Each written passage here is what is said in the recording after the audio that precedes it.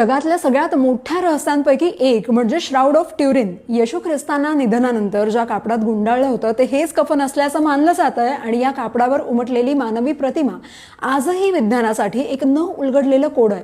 मात्र आता या रहस्याचा धागा जो आहे तो थेट भारताशी जोडला गेलाय. इटलीतील युनिव्हर्सिटी ऑफ पादोभाचे प्रोफेसर गियानी बारकासिया आणि त्यांच्या टीमनं केलेल्या अभ्यासात एक खळबळजनक खुलासा झाला.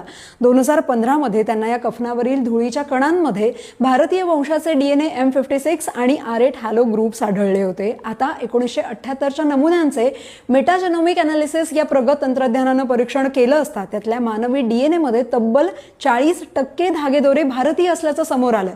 शास्त्रज्ञांच्या मते कफन नक्की कोणाचा आहे यापेक्षा हा प्रवास कसा झाला हे जास्त महत्त्वाचं आणि शक्यता अशी आहे की या कापडाचा धागा यान भारतातून तयार होऊन तिथं गेला असावा किंवा इतिहासात अनेक भारतीयांनी या कापडाला स्पर्श तरी केला असावा. 1988च्या कार्बन डेटिंग नुसार हे कापड मध्ययुगीन म्हणजेच इसवी सन 1260 ते 1390 या काळातलं वाटत होतं. पण अलीकडच्या एक्स-रे तंत्रज्ञानानं वॅक्स हे कापड 2000 वर्ष जुनं असल्याचा दावा केलाय.